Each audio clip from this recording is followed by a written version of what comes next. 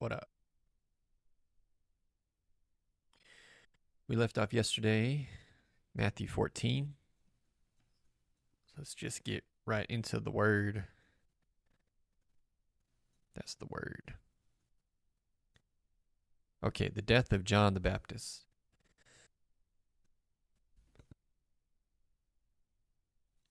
Excuse me. At that time, Herod the Tetrarch heard about the fame of Jesus, and he said to his servants, "This is John the Baptist. He has been raised from the dead.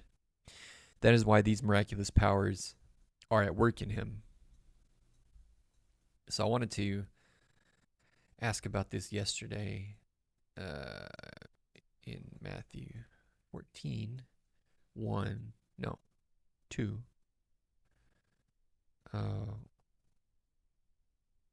Why does Herod think John was raised from the dead?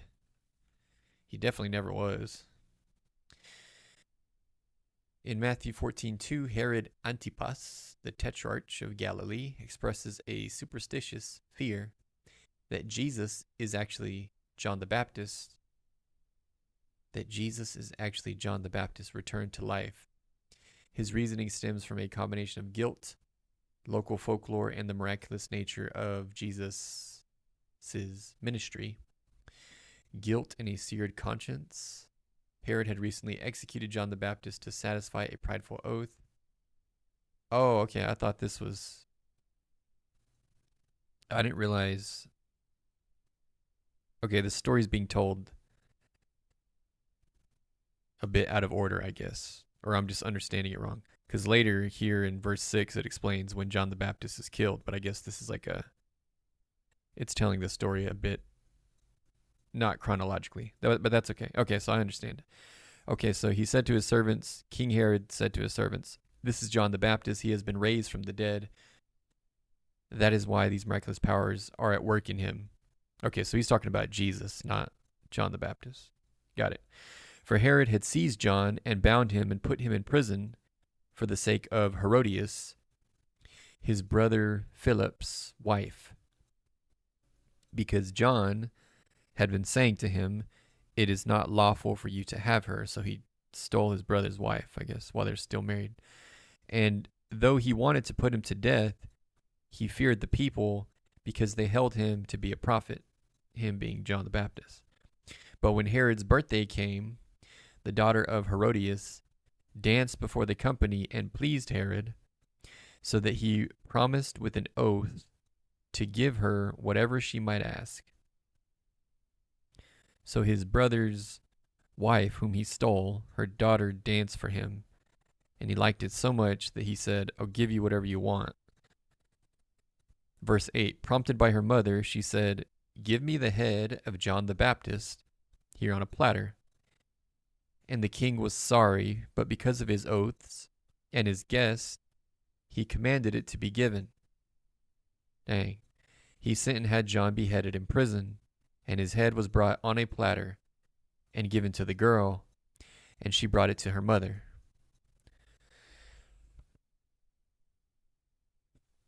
And his disciples came and took the body and buried it, and they went and told Jesus.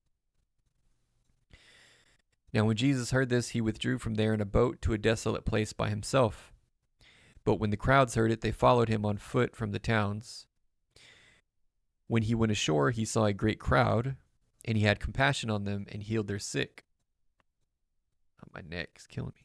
Now when it was evening, the disciples came to him and said, "This is a desolate place, and the day is now over.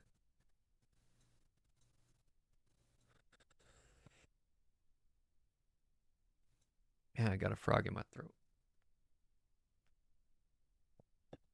This is a desolate place, and the day is now over.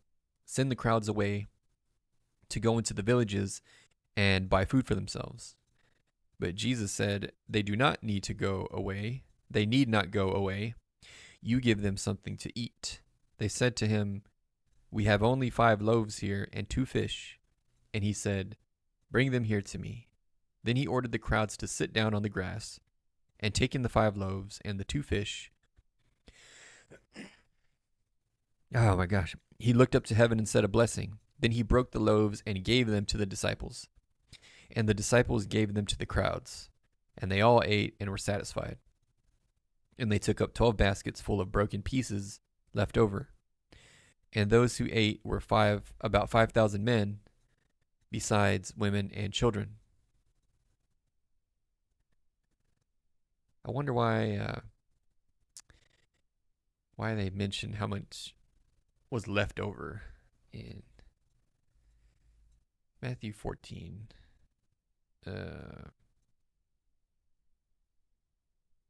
20. Why does it make it a point to mention how many baskets of bread left over?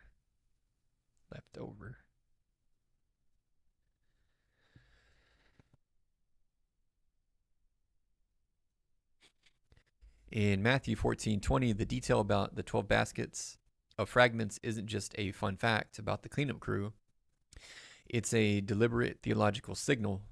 In the Bible, numbers and leftovers are rarely accidental.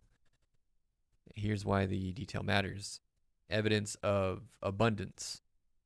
The primary purpose is to prove that this wasn't just a clever snack sharing session or a symbolic gesture. By collecting more leftovers than they started with, 5 loaves, it underscores that the miracle was creative and overflowing. It demonstrates that in God's economy, there is more than enough for everyone. Oh, okay. Cool. I never thought of it that way, obviously. Symbolism of the 12. The number 12 is deeply significant to the Jewish audience Matthew is writing for. The 12 tribes, it represents the restoration and provision for all of Israel. The 12 apostles, each disciple carried a basket, serving as a physical reminder of their role as provisioners for the people under Jesus' authority. A link to the Old Testament, this miracle mirrors the manna in the wilderness found in Exodus 16. However, there's a key difference. Under Moses, the manna would rot if kept overnight. Under Jesus, the bread of life, the provision is so stable and abundant that it can be gathered up and saved. Dang, okay. See, all this stuff just would have gone over my head completely. It suggests that Jesus is the new Moses, but one who provides a superior, enduring sustenance. Wow.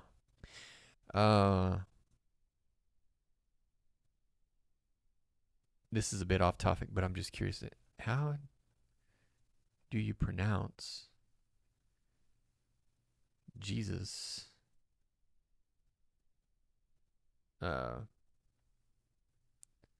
Possessive tense. Jesus is Jesus?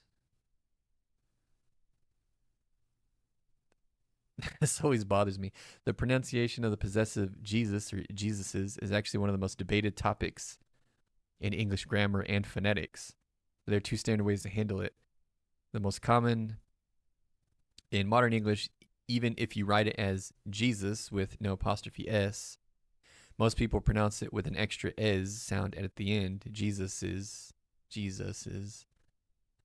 That's what I thought, but it just doesn't sound right. I don't know. The traditional liturgical style, in many traditions when reading older poetic texts, the S sound at the end of the name is often left unvoiced to avoid the clunky triple S sound. It is clunky. Pronunciation, Jesus. Yeah, I'm going to stick with that. How it works, you pronounce the name normally, perhaps lingering a fraction of a second longer on the final S to imply possessive, but without adding a new syllable. Okay, we're going to go with that. Sorry, I just had to figure that part out. Okay. Verse 22. Immediately he made the disciples get into the boat and go before him to the other side, while he dismissed the crowds. And after he had dismissed the crowds, he went up on the mountain by himself to pray. When evening came, he was there alone, but the boat by this time was a long way from the land, beaten by the waves. So his disciples went out They're already at sea on the boat. Jesus is still on land, and they're getting beaten up out there on the boat. For the wind was against them. And in the fourth watch of the night, he came to them walking on the sea. But when the disciples saw him on the sea, they were terrified and said, "It is a ghost." And they cried out in fear. I can imagine seeing a man walking towards you on the water. But immediately Jesus spoke to them, saying, "Take heart, it is I. Do not be afraid." The part that's interesting to me too is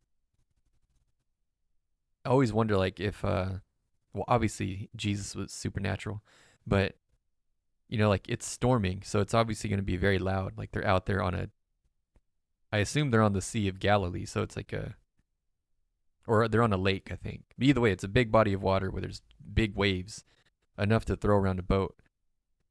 But he can just like speak to them, and he's way out there on the water, and they hear him. How do they hear him? But he doesn't say he's screaming. He just says he's saying to them. I don't know. I think about that. And Peter answered him, "Lord, if it is you, command me to come to you on the water." He said, "Come." So Peter got out of the boat and walked on the water and came to Jesus.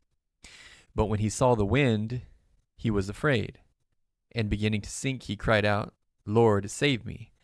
Jesus immediately reached out his hand and took hold of him, saying to him, "O you of little faith, why did you doubt?" And when they got into the boat, the wind ceased. And those in the boat worshipped him, saying, "Truly, you are the Son of God."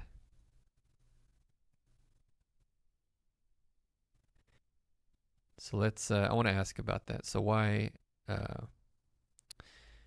in Matthew 14:28, why did Peter have enough faith to believe Jesus could allow him to walk on water, but not enough faith to stay afloat? I always wonder I was talking about this yesterday. I always think it's interesting that he had enough faith to even, like, to me, it would take much more faith to believe that you could even get out of the boat, get into the water, and not sink immediately. So he had no problem doing that. It was his idea. So he said, "Lord, if you command me, if you say it can be so, then tell me to come, and I believe I'll be able to walk on the water." So that's a giant amount of faith already. So he believed that much, and he obviously did it. He didn't sink. But then only after he saw the wind, whatever that means, then he became afraid. I just think it's interesting that that's what broke his faith. Why did Peter have enough faith to believe Jesus could allow him to walk on water, but not enough faith to stay afloat once he saw the wind? The wind day.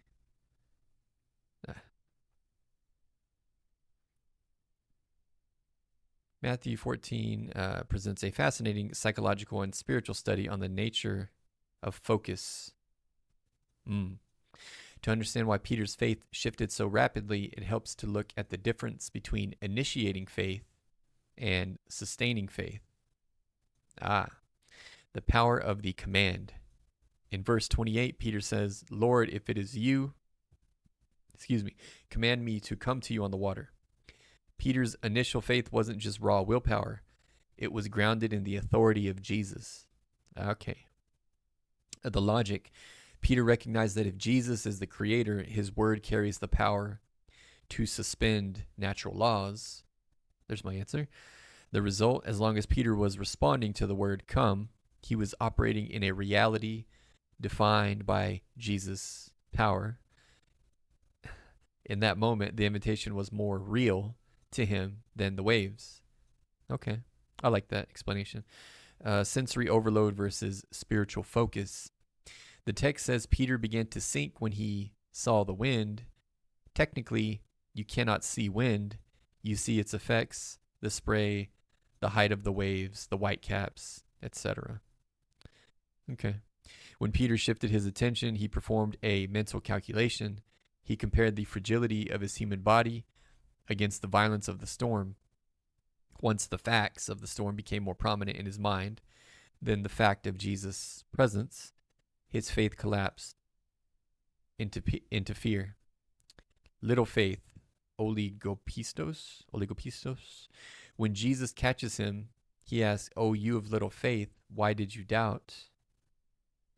The Greek word used for little faith is oligopistos. In the New Testament, this doesn't necessarily mean a lack of faith, but rather a brief or flickering faith.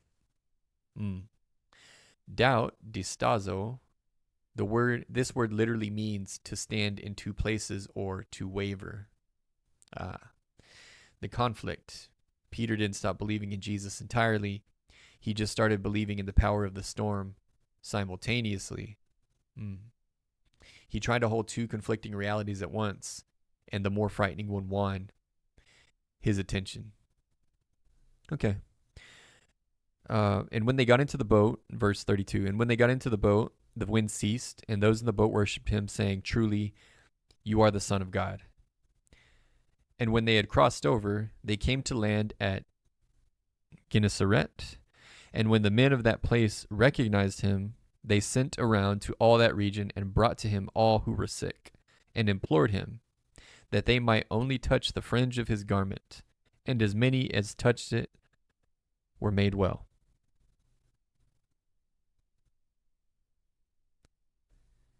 Matthew 15. Then Pharisees and scribes came to Jesus from Jerusalem and said, "Why do your disciples break the tradition of the elders? For they do not wash their hands when they eat." He answered them, "And why do you break the commandment of God for the sake of your tradition? For God commanded, 'Honor your father and your mother,' and 'Whoever reviles father or mother must surely die.' But you say, 'If anyone tells his father or his mother, what you would have gained from me is given to God,' he need not honor his father. So for the sake of your tradition, you have made void the word of God, you hypocrites.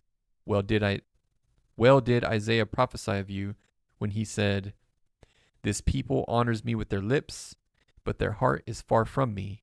In vain they do worship me, teaching as doctrines the commandments of men.'" So supplanting the word of God with human-made traditions and laws and commandments. So this is interesting. So I guess in Jewish Levitical law, human-made law, where did it say that? He said, "But you say, if anyone tells his mother or his father, what you would have gained from me is given to God, he need not honor his father." Meaning, I guess if you, in lieu of taking care of your parents, if you gave it to the church, you were absolved from that burden of having to take care of your parents. I think that's what that's saying, but let's see. Explain.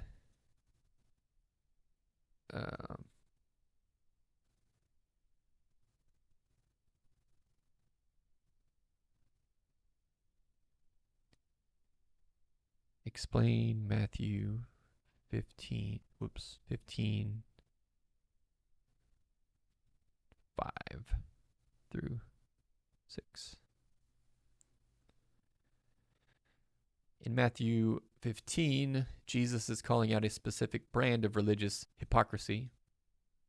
To understand these verses, you have to look at the loophole the Pharisees were using to avoid their family responsibilities.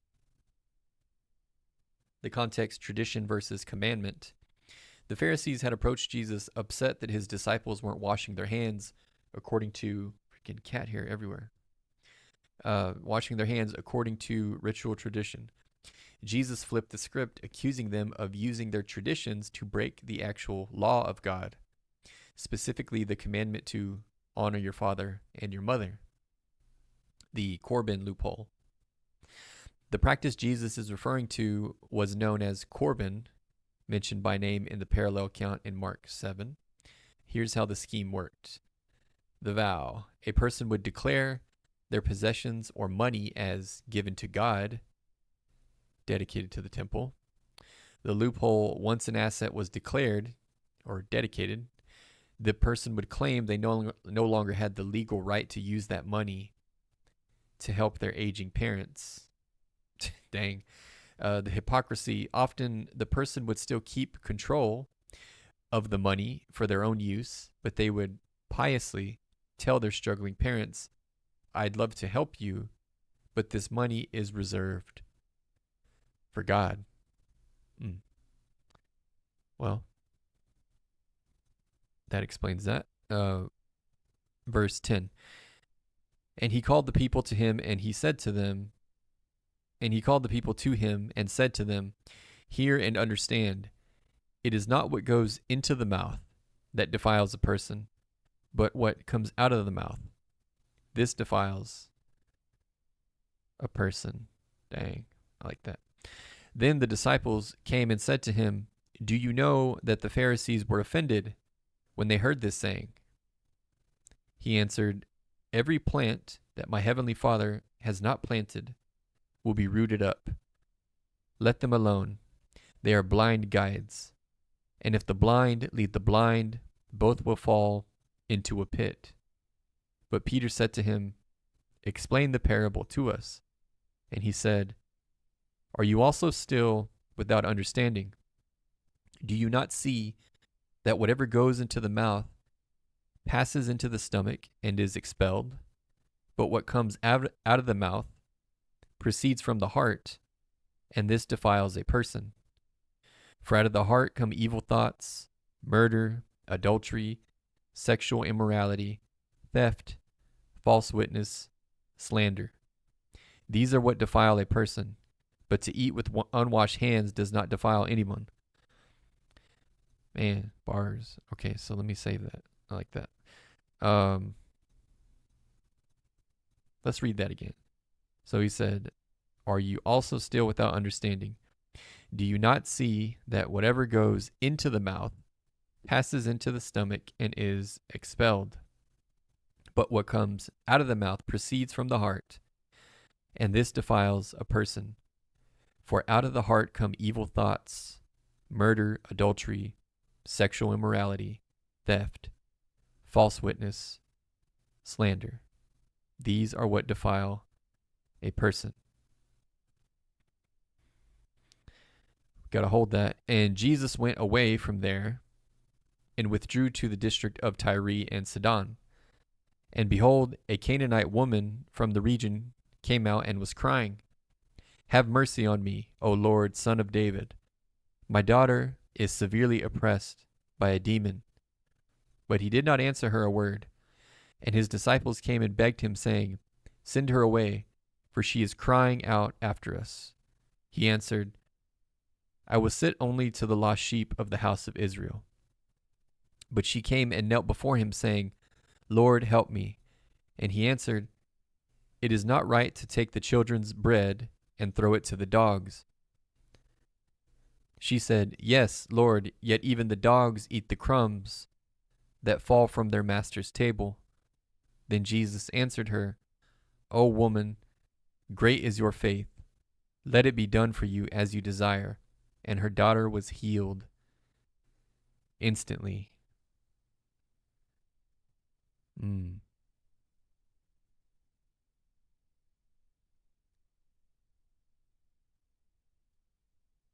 me save that. Let's do a breakdown on that for sure. Explain Matthew 15.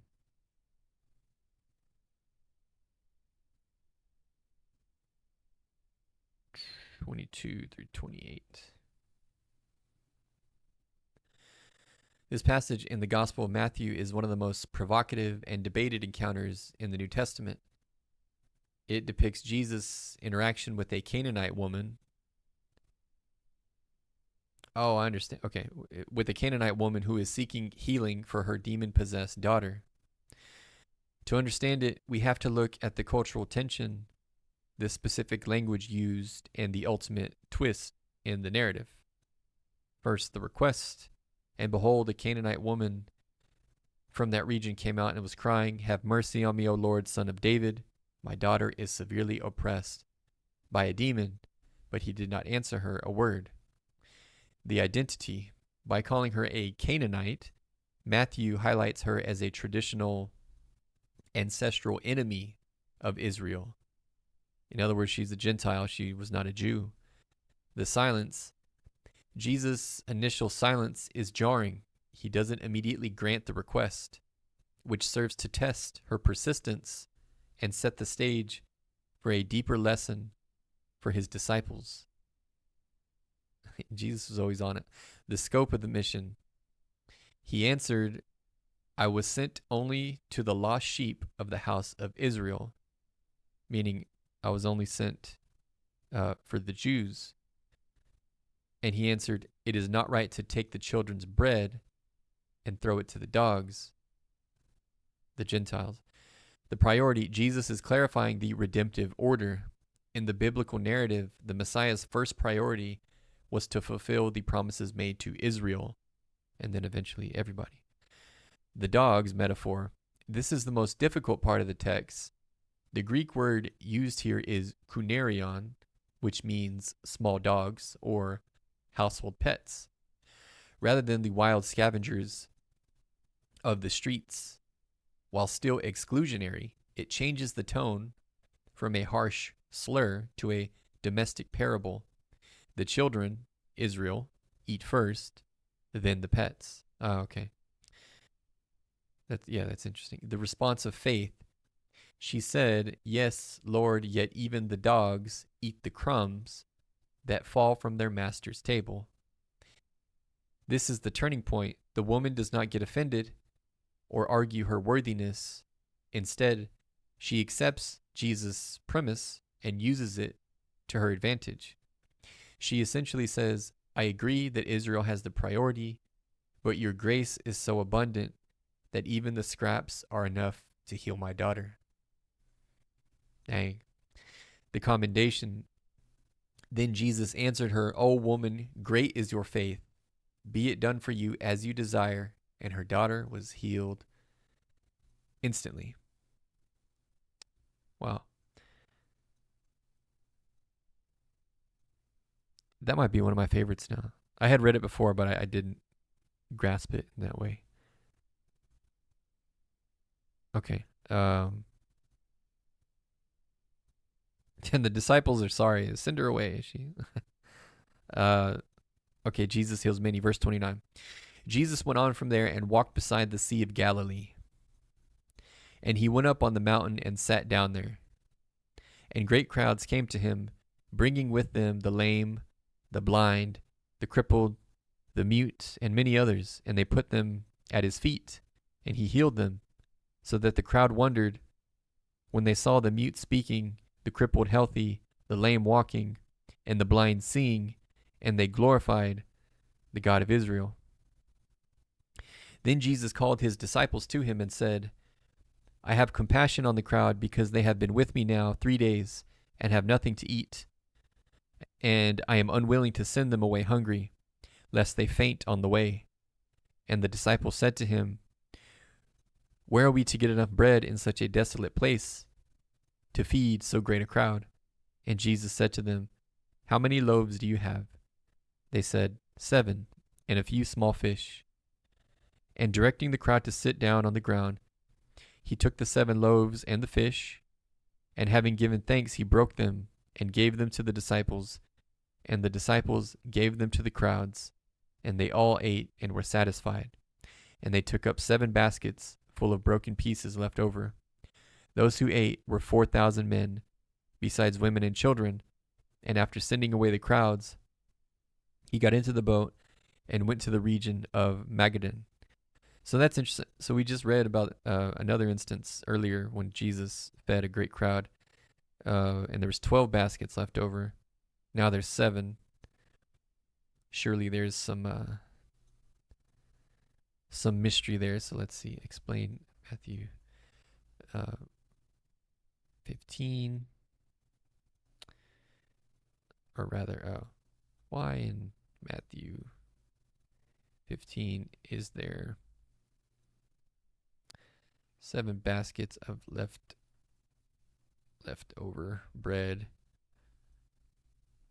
Where earlier there was 12. The difference in the number of baskets between these two miracles, the feeding of the 5,000 and the feeding of the 4,000, is widely considered deliberate, carrying both symbolic and practical significance. In biblical literature, numbers are rarely I think I'm getting my screens mixed up. I was trying to scroll here and touching the iPad. In biblical literature, numbers are rarely accidental. Here's a breakdown of why those specific numbers likely changed. The symbolism: 12 baskets, which we read about, 7 baskets feeding the 4,000. This event occurred in the region of the Decapolis, which was primarily Gentile, non-Jewish territory. The number 7 often symbolizes completeness or perfection in a universal sense. In a Jewish context, it could also represent the 7 nations, of Canaan that occupied the land before Israel, signaling that Jesus' provision was now extending to the whole world, including the Gentiles, the non-Jews. Okay. It's good enough for me. And you got into the boat and went to Magadan. Okay. So what are we at now? Oh, right at 30. Perfect. Okay. So we'll wrap it up here today, folks. Thanks for coming out. Don't forget to drop a sub. We'll pick it up with Matthew 16 tomorrow. Good night and God bless.